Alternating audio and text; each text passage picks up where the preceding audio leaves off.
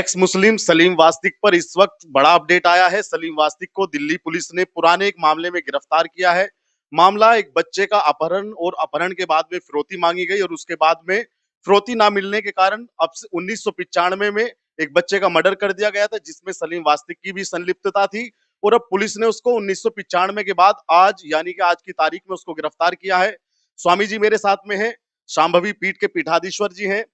स्वामी जी किस तरीके से देखते हैं सलीम वास्तिक को? सबने अपना हीरो माना, उसकी गर्दन पे जो वार किया, सहानुभूति भी मिली, लोगों ने प्यार किया, उसको फंड भी दिया, लेकिन आज इस बड़े खुलासे को आप किस तरीके से देखते देखो, भगवान उसके खिलाफ है। जी। मैं देख रहा हूँ, अटैक हुआ, फिर भी बचा, एक चांस और भगवान ने दिया, लेकिन भगवान उसके ऊपर खिलाफ थे। जी। उसकी वास्तविकता निकल करके आई और जितने भी एक्स मुस्लिम हैं, नाजिया इलाही, इमरोज आलम और वो जो अभी एक पौड़ी जेल में है, जो आईएसआई का उसका सत्य साधु, जो उसका बांग्लादेश का एजेंट है, ये सारे एजेंट है गजवाए हिंद की। आपको समझना पड़ेगा, हिंदूवादियों को सावधान रहने की जरूरत है, इनसे दूर रहने की आवश्यकता है। मैं तो स्वयं हतप्रभ और आश्चर्यचकित हूँ कि ऐसा व्यक्ति जो लगातार भगवान के पक्ष में बोल रहा हो और उसने ऐसा कुकृत्य करके आके इतने सालों से झूठ बोल करके नाम बदल कर जा रहा हो, आप कल्पना करिए। और उसके बाद सोशल मीडिया का हीरो हो गया हो। मैं तो उस बंसल परिवार को सोच रहा हूँ, क्या बीत रही होगी उसके बच्चे के ऊपर जो हत्या हुई और उसमें सजा इसको हो गई थी, भाग गया। तो अभी सारे एक्स मुस्लिमों को आप इनके कैरेक्टर को क्वेश्चनेबल रखिए, इनके संपर्क में तब आइए जब पूरी तरह से आप वेरीफाई हो जाइए कि ये सही आदमी है। इसलिए कि ये इनके छुपे एजेंडे हैं, ये गजवाए हिंद के टूल्स हैं। इनको भेजा गया है कि जाकर के काम करो, नहीं तो इतना बोल बोल के नाजिया इलाही घूम रही है यहाँ से वहां, आज तक कोई अटैक नहीं हुआ उसके ऊपर, झूठा वीडियो बनवा देती है, झूठा फोन करवा देती है। ये इमरोज आलम के ऊपर रोज ऐसा हो रहा है, वो एक्स मुस्लिम की यात्रा निकाल रहा है। तो ये जो सलीम वास्तविक का मामला आया है, ये आपकी आंखें खोलने वाला है। आज से सावधान रहिए। अपने ही लोग बहुत है भाई, हम 1.25 करोड़ 1.25 करोड़ हैं, उनके संरक्षण के लिए काम करो। ये यक्स वाले पैक्स वाले इन सबों से दूर रहने की आवश्यकता है। मैं तो बहुत आश्चर्य में हूँ और मैं फिर कह रहा हूँ, मैं भी जाने वाला था उसके यहाँ, भगवान ने मुझे बचा लिया, मैं नहीं गया। आज जो घटना हुई है वह मेरे पैरों से जमीन खिसका दी है। बहुत सारे लोगों को ये चीज बहुत बुरी लगी। तो महाराज जी, आपको लगता है कि इसके पीछे इनका कोई एजेंडा होता है, चाहे वो फंड लेने का हो, हिंदुओं के बीच में अपनी जगह बनाने का हो और फिर उस कार्रवाई को अंजाम देना?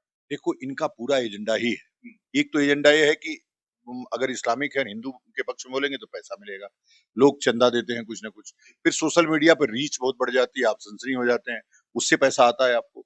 तो ये एक सिर्फ और पैसा कमाने का मोटिव है इनका, पैसा बनाने का मोटिव एक है। दूसरा मोटिव जो हाइड है उसका पता करना है कि कहीं गजवाए हिंद के टूल्स तो नहीं है, कहीं आईएसआई के एजेंट तो नहीं है, कहीं बांग्लादेशी एजेंसी के एजेंट तो नहीं है। तो ये जो बात मैं कह रहा हूँ, ये बात जिम्मेदारी के साथ कह रहा हूँ कि इनकी जांच एजेंसियां करें, और जो हिंदूवादी नेता इनको अपना गोद में बैठा के घुमाने का प्रयास कर रहे हैं वो भी सोचें, कहीं वो भी फंस न जाएं इन सब चीजों हरकतों में।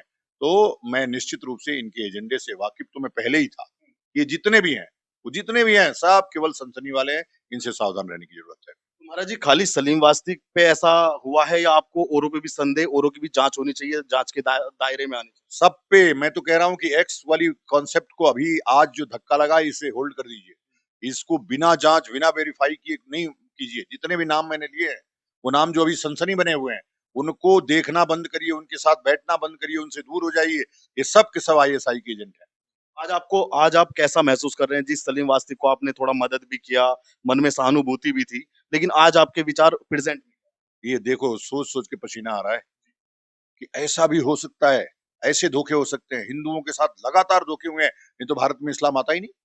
धोखे से इस्लाम आया भारत में, और वो इस्लाम ऐसे पैर फैला रहा है कि अब हम बाहरी हो गए, वही उनका देश है। बार बार बोलते हैं ना इस्लामिक लोग, ये मेरा देश है, ये हमने इतने दिन तक शासन किया है, हमारी कमजोरियों से शासन किया है। तो मित्रों, हमारे ही लोग 1.25 करोड़ हैं, उनके संरक्षण, उनकी एकता की बात करो। हम चतुर्वर्णी व्यवस्था के लोग कैसे एक रहें, एक्स वैक्स को इसमें घुसने मत दो। और एक्स के लिए अलग से एक सिस्टम बनाएंगे हम सनातन धर्म में उनको इतना जल्दबाजी करके लेने का प्रयास मत करिए। इससे आप तो अपनी सस्ती लोकप्रियता प्राप्त कर लेते हैं जो करने वाले हैं, उसका आघात हिंदू धर्म और सनातन धर्म पे लगता है। महाराज जी, एक बस एक अंतिम सवाल है कि कुछ लोग हिंदुत्व के ऐसे हैं जो हिंदुत्व के लिए काम करते हैं, लेकिन वो ऐसे लोगों के साथ में फोटो खिंचाना एक स्वाभिमान की बात मानते हैं, गर्व की बात मानते हैं। वो सोचते हैं कि इसको हम फेसबुक पे डाल देंगे तो लाखों उस पे व्यूज आ जाएंगे, लाखों उस पे लाइक आएंगे। तो क्या इस लोकप्रियता से भी अब लोगों को देखो, सनातन धर्म का काम करने वाले वो लोग हैं जो हमारी पीठे हैं, वो काम कर रही है। जितने आप सनातन धर्मियों को, हिंदूवादी रेडिकल हिंदू लोगों को देख रहे हैं, ये सब अपनी दुकान चला रहे हैं। तो इनसे भी सावधान रहने की जरूरत है। सस्ती लोकप्रियता, फोटोबाजी के चक्कर में या हिंदू धर्म का नाश पीट रहे हैं। आप मान्य गुरुओं के सानिध्य में ही सनातन धर्म की प्रैक्टिस करिए। बाकी सब ये बेकार की चीजें, इनको हिंदू धर्म का हवा भी नहीं आता है। ये फालतू के लोग हैं, ये लुच्चे और लफंगे हैं। तो मित्रों, हमारे ही लोग 125 करोड़ हैं, उनके संरक्षण, उनकी एकता की बात करो। हम चतुर्वर्णी व्यवस्था के लोग कैसे एक रहे, एक्स वैक्स को इसमें घुसने मत दो।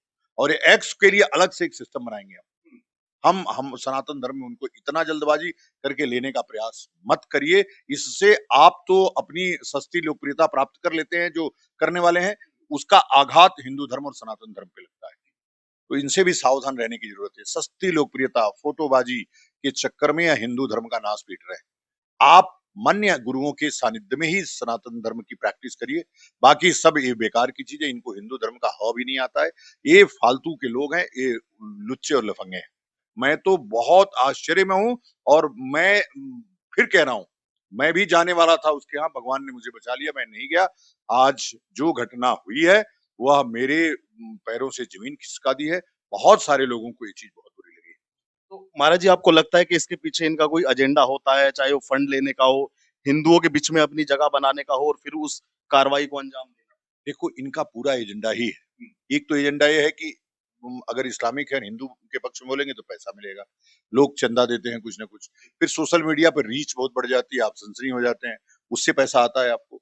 तो ये एक सिर्फ और पैसा कमाने का मोटिव है इनका। पैसा बनाने का मोटिव एक है, और दूसरा मोटिव जो हाइड है उसका पता करना है कि कहीं गजवाए हिंद के टूल्स तो नहीं है, कहीं आईएसआई के एजेंट तो नहीं है, कहीं बांग्लादेशी एजेंसी के एजेंट तो नहीं है।